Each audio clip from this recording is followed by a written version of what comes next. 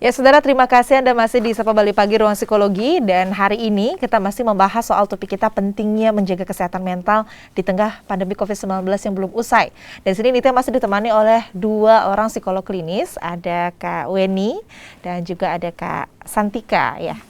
Oke, tadi di terakhir di segmen sebelumnya kita membahas kalau ada gejala-gejala ringan yang biasanya sering kita rasakan, tapi kita nggak ngeh nih kalau ternyata wah itu salah satu gejala kalau kita lagi cemas gitu. Jadi seringkali itu diabaikan. Biasanya kalau udah memuncak, udah marah aja baru kerasa gitu ya. Jangan sampai seperti itu. Nah, kalau kita sudah tahu seperti itu, sudah tahu gejalanya apa, kita butuh tipsnya nih Kak gitu. Mungkin ya Kak Santi boleh sharing nggak Kak, gimana sih caranya gitu untuk menjaga kesehatan mental? Apa yang harus kita perhatikan Kak Santi? Nanti juga mungkin ditambahkan sama ini lagi ya. Pertama, untuk menjaga kesehatan mental tentu saja harus menjaga kesehatan fisik kita. Oke, gitu. Kesehatan fisik dan kesehatan mental. Tentu saja itu harus, nggak boleh kita abaikan kan. Di tengah-tengah pandemi sekarang ini yang kita nggak tahu kapan usainya kan, berarti kita harus menjaga kesehatan fisik kita agar lebih sehat lagi dengan cara ya seperti sebelum-sebelumnya mungkin sudah banyak orang yang tahu ya, dengan rajin berolahraga, harus meluangkan waktu untuk berolahraga, ataupun sekarang kan anak-anak belajar online nih. Nggak semua anak ataupun nggak semua orang yang bekerja dari rumah tuh mempunyai fasilitas meja yang bagus, maksudnya yang tidak ergonomis seperti itu. Jadi perlu melakukan peregangan setiap misalnya 1 jam sekali atau 30 menit sekali lah untuk meregangkan otot-otot kita seperti itu. Selain itu perlu juga kita meluangkan waktu untuk berolahraga seminggu paling tidak 3 kali seperti itu. Selain itu kita juga perlu merubah pola pikir kita. Seperti misalnya kita selalu istilahnya lupa kita ya membanding-bandingkan, yang seperti tadi di awal-awal membanding-bandingkan momen-momen sebelum ada COVID misalnya seperti itu. Dulu sebelum ada COVID kita bisa ketemu orang nih. Dulu sebelum ada COVID gampang cari kerja kayak gitu. Jangan kita terus bawa-bawa ke sana aja pikiran kita. Jadi memang kita harus merubah pola pikir kita, apa yang bisa kita rubah saat ini. Misalnya, oh karena ada COVID, apa sih yang bisa aku lakukan seperti itu. Oke, lebih ke yang sekarang gitu bener. Ya Kak ya. Tadi olahraga juga seperti singgung, selain bisa membuat daya tahan tubuh kita jadi meningkat karena rajin olahraga, juga ternyata itu bisa meningkatkan rasa bahagia ya Kak ya. Jadi kita nggak stres kurang lebih gitu ya Kak ya. Kemudian apa lagi nih Kak tipsnya? Yang paling penting itu sih balik lagi mengelola emosi kita gitu ya. Kita sadar dulu apa yang kita rasakan, kita validitas dulu emosi apa yang saat ini kita rasakan. Apakah saya sedang sedih, marah, senang, bahagia, atau kehilangan, kesepian, apapun emosi kita itu kita harus terima dulu gitu kan ya. Kemudian baru kita bisa mencari solusinya, apa yang bisa kita lakukan agar psikologis kita menjadi lebih stabil, lebih optimal. Selain itu benar sekali, mindset, pemikiran kita juga harus berfokus pada kondisi saat ini gitu. Kita mulai harus terbiasa bahwa apa yang tidak bisa kita kendalikan, maka ikhlaskan gitu ya. Kita harus kuat banget ya. Gitu. Jadi kita harus melupakan, tidak terfokus pada apa yang tidak bisa kita kendalikan, karena dengan situasi pandemi ini kan sebenarnya kita juga tidak bisa mengendalikan seluruh dunia kan, dan itu kita serahkan kepada Tuhan, dan kita berfokus pada apa yang bisa kita lakukan di saat pandemi ini gitu, yang berguna untuk kesehatan fisik dan kesehatan mental kita, serta untuk lingkungan sosial kita gitu. Oke, sama yang balik lagi ya, mungkin yang bisa kita lakukan ya tentunya yang pertama sudah pasti protokol kesehatan. Kemudian berolahraga dengan teratur, kemudian makannya juga lebih diperhatikan dan sebagainya. Tadi sempat dibilang kalau kita harus menerima perasaan kita. Gimana tuh Kak, menerima emosi, menerima perasaan? Kayaknya sulit ya, itu maksudnya seperti apa Kak? Cara menerimanya itu gimana? Baik, itu sesuatu yang harus kita latih sih, bukan sesuatu yang tiba-tiba kita langsung expert banget gitu, nggak bisa. Itu adalah suatu kebiasaan yang harus kita latih sedikit demi sedikit.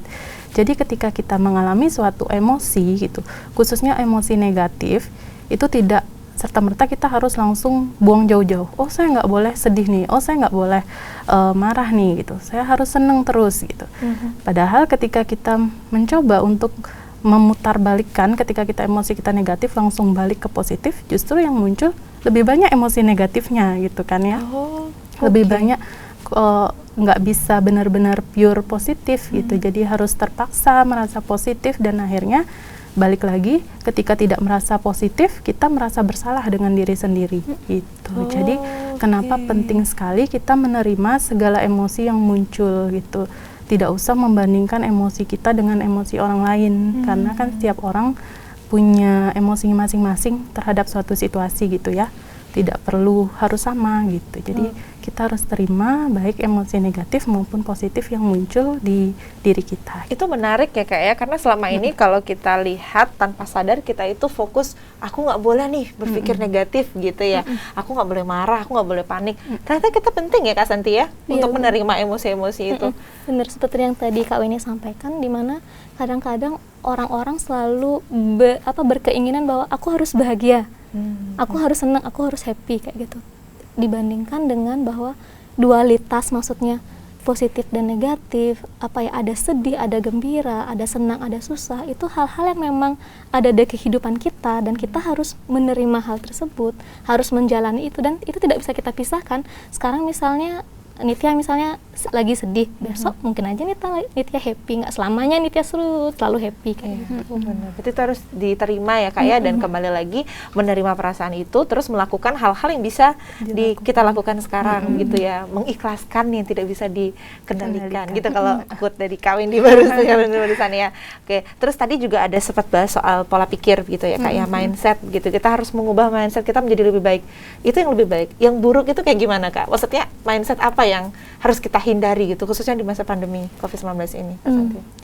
Baik, kalau mindset yang harus dirubah itu misalnya mindset yang aku bisa mengendalikan semuanya, kayak gitu. Misalnya tidak semua kita bisa kendalikan, kayak gitu. Misalnya kita ingin mengendalikan apa sih yang orang lain ucapkan kepada kita, apa yang orang lain pikirkan kepada kita. Kadang-kadang kan kita stres sendiri kan, orang lain ngomongin apa ya, orang lain pasti nganggapnya apa ya, kayak gitu kan. Okay. Apalagi di masa-masa pandemi, nanti aku diomongin ya gara-gara aku nggak kerja, nanti aku diomongin ya gara-gara aku kena COVID misalnya, seperti itu. Padahal yang terpenting tidak 100% kita bisa kendalikan apa yang akan dilakukan, diucapkan orang lain kepada kita. Tapi kita bisa mengendalikan apa yang ada di dalam diri kita, entah itu perbuatan kita, pikiran kita, perkataan kita terhadap orang lain, seperti itu. Berarti kita nggak perlu harus benar-benar memikirkan terlalu dalam yang kita nggak bisa kendalikan gitu ya Kak ya, terutama di masa pandemi ini. Tadi menarik ya Kak ya, tadi dibilang kalau misalkan khususnya untuk mungkin masyarakat di rumah yang menyaksikan ada beberapa yang pernah positif COVID-19 atau mungkin ada sanak keluarganya yang juga saat ini sedang berjuang atau dalam perawatan gitu. Berarti penting kalau kita mengendalikan emosi-emosi itu, Kak Weni. Benar sekali, karena kalau bukan diri kita sendiri gitu yang memahami emosi kita, lalu siapa lagi? Kadang kan lingkungan sekitar pun tidak paham apa yang kita rasakan gitu kan. Cuman kita yang tahu dan bisa memvalidasi apa yang kita rasakan, sehingga kita bisa mengelola emosi kita agar kondisi psikologis kita lebih stabil. Apalagi misalnya kita yang saat ini atau teman-teman di luar sana yang sedang jadi caregiver bagi keluarganya yang mengalami COVID gitu ya, isolasi di rumah, atau juga yang sedang berjuang, itu kan syarat sekali dengan segala emosi negatif pasti ya, itu manusiawi sekali gitu. Jadi kita harus memvalidasi dulu apa yang kita rasakan, baru kemudian kita mengelola. Karena kalau kita tidak tahu emosi negatif apa yang sedang kita rasakan, bagaimana kita caranya cari jalan keluar agar diri kita menjadi lebih nyaman gitu.